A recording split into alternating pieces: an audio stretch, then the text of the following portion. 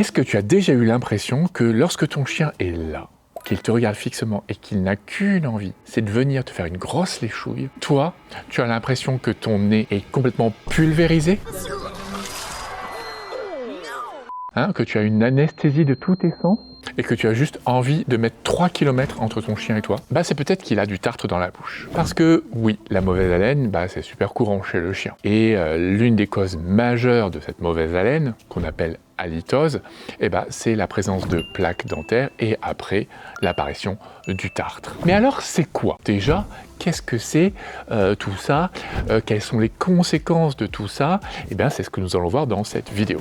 Bienvenue sur Watama, bienvenue dans la chaîne super sympa pour ton chien et ton chat et tous les autres parce qu'il ne faut pas les oublier. Et donc aujourd'hui, oui, nous allons voir un petit peu plus ce qu'il se passe dans la bouche de ton chien. Donc, déjà ce qu'il faut se dire, c'est que la bouche du chien, comme la bouche du chat, ce n'est pas stérile. Il ne faut pas croire qu'à l'intérieur, c'est comme ça, tout se passe bien, super zen. Non, parce qu'à l'intérieur, il y a énormément de monde. Il y a des bactéries, en veux-tu en voilà, il y a des parasites, des protozoaires, il y a même des virus qu'on appelle des bactériophages. Donc vraiment, à l'intérieur de sa bouche, c'est... Et donc, ce petit monde-là participe en grande partie aussi à la santé bucco-dentaire parce que beaucoup de ces bactéries sont bénéfiques à justement à faire en sorte que les dents, la salive soient de bonne qualité, mais il y a aussi des bactéries qui sont moins intéressantes, parfois néfastes, mais qui, quand tout va bien, sont là dans la bonne quantité. Et quand il commence à y avoir justement des problèmes, ces bactéries vont prendre le pas, vont du coup se retrouver dans des conditions qui leur sont beaucoup plus favorables, se multiplier, et justement c'est là que les problèmes vont arriver. Donc première chose, au départ, il n'y avait rien. Et puis, il y a la plaque dentaire qui va s'installer. La plaque dentaire, c'est ce qui se passe tous les jours. Dès que tu manges, dès que ton animal mange, il y a des résidus, il y a un film qui se crée à la surface des dents, et ça, c'est dû à la salive, parce qu'il y a des protéines dans la salive, il y a des minéraux dans la salive, et aussi à ces fameuses bactéries. Les bactéries en elles-mêmes, et puis ce qu'elles vont sécréter, des toxines en fait. Et donc là, ça va créer un film bactérien qui va se déposer à la surface de la dent. Et ça va être propice au fur et à mesure à l'installation du tartre. Donc déjà, ce qu'il faut que vous reteniez, c'est que la bouche d'un chien, la bouche d'un chat, c'est tout un microcosme. On appelle ça le microbiote buccal. Et donc, il faut faire bien attention à ça. Ce n'est pas stérile. Donc, quand ton chien vous lèche sur le visage, vous lèche les mains et tout, c'est pour ça qu'on est tout en train de dire, non, ça, c'est pas génial de faire ça. C'est pas génial de laisser le gamin ne pas se laver les mains après. Donc, de bien y penser systématiquement.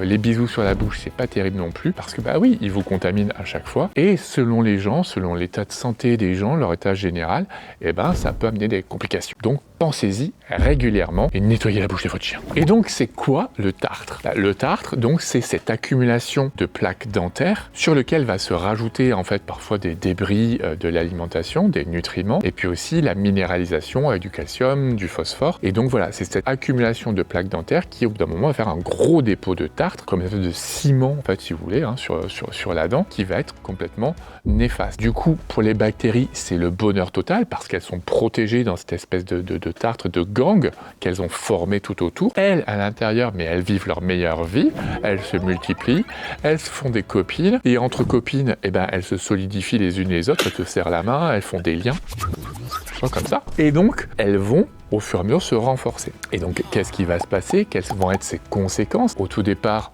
déjà une mauvaise haleine, parce que forcément pas mal de ces bactéries font des toxines avec des résidus soufrés, et donc vous savez que le soufre ça pue l'œuf pourri, donc forcément ça avec la bouche, plus tout ce que le chien se balade et lèche et met dans sa bouche, ça ne sent pas très bon tout ça, donc ça n'aide pas. Ces bactéries elles entraînent une petite inflammation locale, donc une gingivite, vous allez voir que du coup c'est un petit peu plus rouge au dessus, ça peut être un petit peu plus gonflé, ça peut parfois saignoter, donc tout ça ça participe aussi à la mauvaise haleine et à la douleur qui s'installe. Et puis plus il va y en avoir, plus le tartre va s'insinuer et il va passer même sous la gencive. Normalement, entre la gencive et la dent, il n'y a pratiquement pas d'espace. Très très petit, mais voilà. Sauf que là, comme il va s'insinuer dessous, il va créer cet espace-là qui va être encore plus propice à la multiplication des germes. Et là, en continu, on en rajoute une couche. Et là, c'est carrément la boule à facettes qui sort. Tout le monde est content, on y va, on se multiplie parce que là, il y a encore moins de raisons que qu'on puisse nous déloger de cette zone-là. Nous, les bactéries, on adore ça. Et donc, ça ne va pas aller. Donc, forcément, encore une fois, on rajoute de l'inflammation, de l'infection, de la douleur. Et donc, qu'est-ce qui va se passer? Soit au fur et à mesure, il va y avoir carrément un déchaussement dentaire qui est beaucoup plus facile au niveau des incisives parce qu'elles n'ont qu'une seule racine, donc elles tiennent beaucoup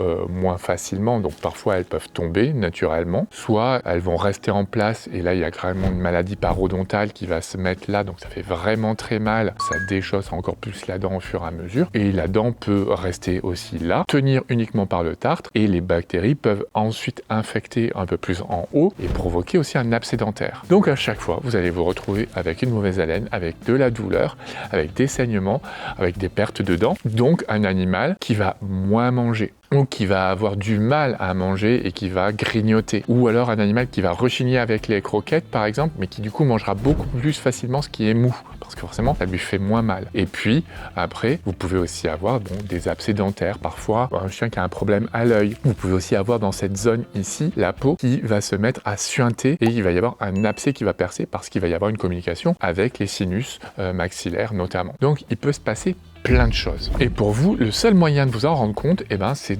d'inspecter régulièrement la bouche parce que les gens ne se rendent pas compte en fait de l'importance de ce tartre, des conséquences de ce tartre et ne vont pas consulter pour ça, ou en tout cas beaucoup trop tard. Donc il vaudra mieux regarder souvent. Je vous l'ai déjà dit dans une vidéo précédente où je vous montrais justement sur mes deux chiens, Bora et Happy, la différence qu'il pouvait y avoir au niveau de leur dentition et que très souvent, l'une des premières zones où le dépôt de tartre se fait, c'est au niveau de la maxillaire supérieure parce que en fait arrive juste au-dessus un canal d'une des glandes salivaires, les parotides, et donc elles vont déposer directement les minéraux que contiennent la salive. Donc regardez bien toute cette zone, inspectez régulièrement et si vous avez un doute, venez nous voir, on papotera ensemble. Est-ce qu'il y a des races de chiens qui sont prédisposées au tartre? Bien oui. Déjà dites-vous bien une chose, c'est que toutes les races de moins de 10 kg, donc les petites races, sont beaucoup plus atteintes de tartre que les grandes races. Ne me demandez pas pourquoi, on ne le sait pas exactement. Ça tient à une partie de la génétique, ça tient à une partie de la qualité de la salive, et notamment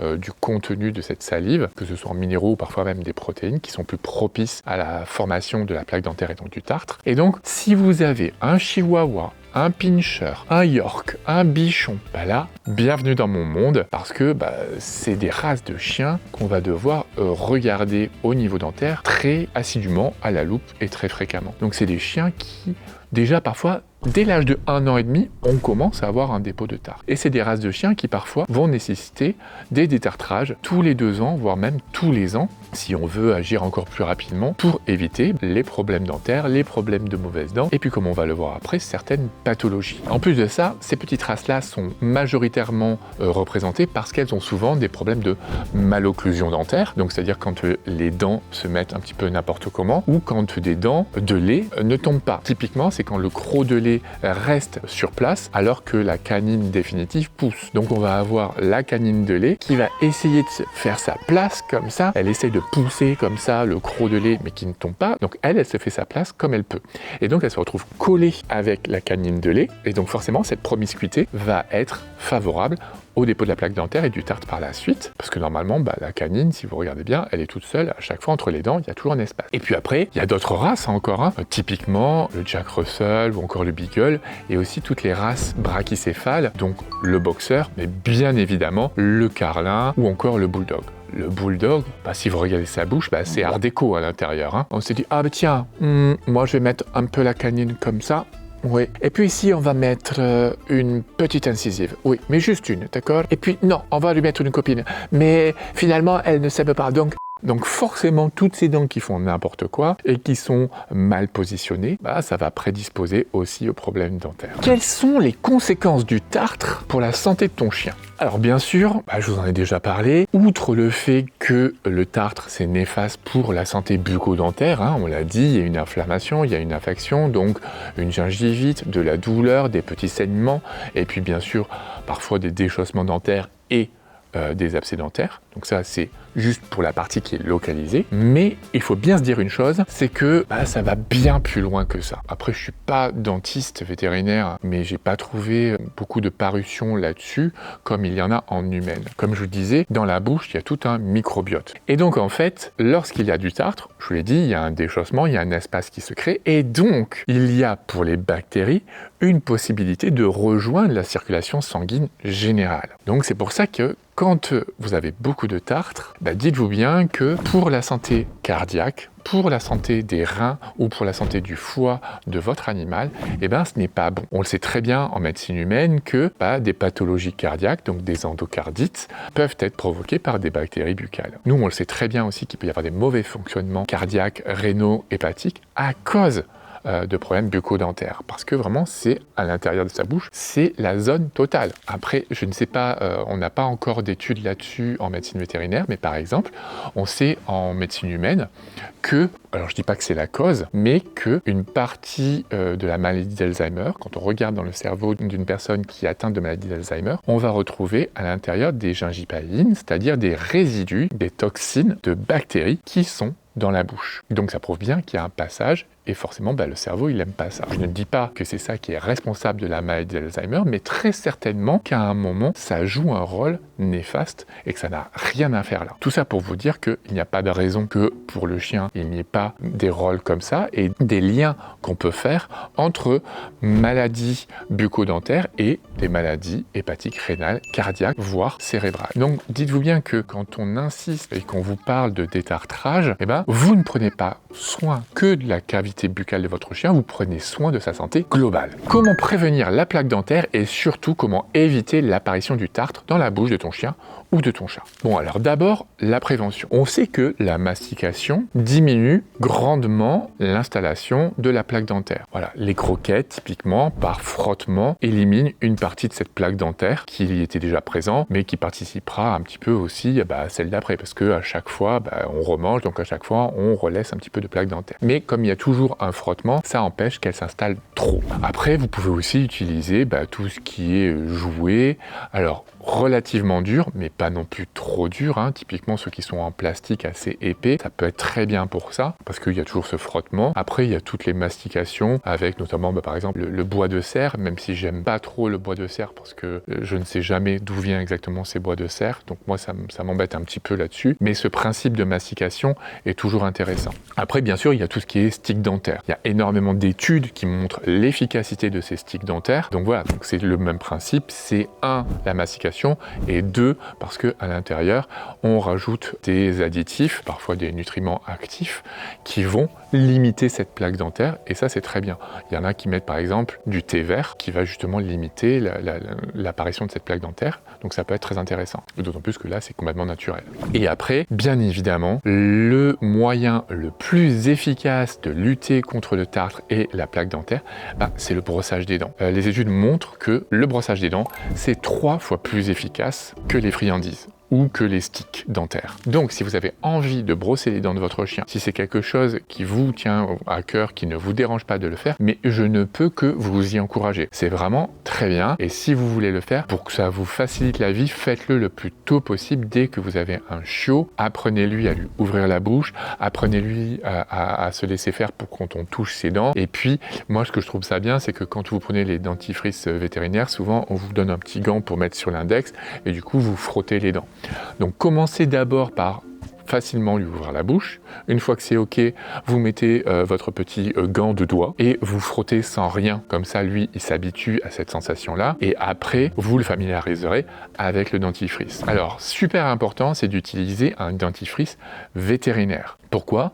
Parce que dans ce dentifrice-là, il n'y aura pas de fluor et que, en fait, chez nous, c'est pas grave qu'il y ait du fluor parce que nous, on recrache, alors que le chien, généralement, tout ce qu'il a dans la bouche, il l'avale. Donc, il va avaler ce fluor et ça sera néfaste pour sa digestion, etc. Donc, ce n'est pas bon. Donc, c'est pour ça que les dentifrices vétérinaires n'ont pas de fluor. Et donc, maintenant, quelle est la bonne fréquence pour nettoyer les dents de son chien? Alors, dans l'idéal, j'ai bien dit dans l'idéal, ce serait de le faire tous les jours. surtout chez les petites races. Mais déjà, si vous le faites 2 à 3 fois par semaine, ça sera vraiment très bien et bien plus que la majorité des gens ne le font. Donc, vous allez réduire l'apparition de ce tartre, réduire la fréquence des détartrages et avoir un chien en meilleure santé, éviter les anesthésies, les détartrages et faire aussi des économies. Donc, c'est tout bénef. Encore une fois, je ne peux que vous encourager à regarder régulièrement à l'intérieur de sa bouche, préférentiellement au fond, au niveau des prémolaires et de la molaire, donc des carnassières, des grosses dents, parce que c'est là que ça commence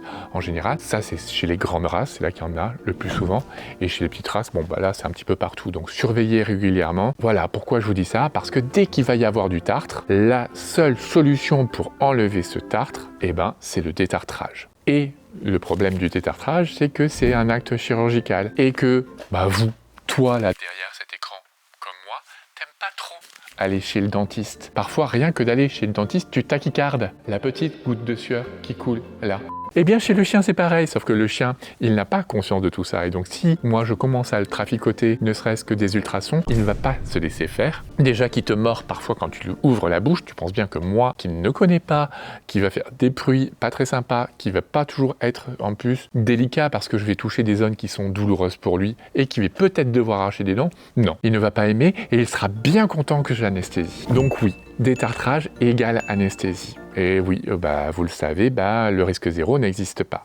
Et ça, c'est un gros frein au détartrage parce que vous avez toujours peur de cela. Mais dites-vous bien que nous, dans ces cas-là, on va faire des prises de sang et on va adapter l'anesthésie à l'état général de votre chien pour limiter au maximum les risques. Donc, ça doit être un frein, mais il faut qu'on en parle parce que vraiment, dites-vous bien que tout ce tartre qui reste là, si on ne l'enlève pas, c'est aussi un risque que vous faites courir et bien plus sûrement que le risque de l'anesthésie. Donc oui, il va falloir l'anesthésier, oui, il va falloir le détartrer et peut-être que oui, il va falloir extraire des dents. Mais ne vous inquiétez pas, de toute façon, après et pendant, on prend en charge la douleur. Et dernière petite chose, on peut aussi se dire, est-ce qu'il n'existe pas d'autres façons de faire? Parce que vous allez peut-être tomber sur des vidéos extraordinaires où ils vous disent, oh, ton chien a du tartre, regarde, mets cette petite patte là et ça va disparaître. Et ils vous montrent la dent du chien avec le tartre et ils vous montrent la dent du chien après leur petite patte magique. Bon, ce qu'ils vous font, c'est tout simplement ne pas vous montrer le même chien. Parce que non, ça ne marche pas. Tout simplement, il n'y a pas de poudre magique, sinon ça serait carrément génial. Donc ne vous faites pas avoir. Le seul moyen d'enlever le tartre, c'est par le détartrage. Et ensuite, est-ce qu'il existe des méthodes naturelles pour justement améliorer la santé bucco-dentaire de votre chien? Alors, d'après les études, il y a une algue qui s'appelle Ascophyllum nodosum, qui est très bien parce qu'elle limite la plaque dentaire, elle limite le dépôt de tartre quand il y en a déjà, et ça permet aussi de diminuer la mauvaise haleine. Donc ça, il y a vraiment plusieurs études qui le montrent.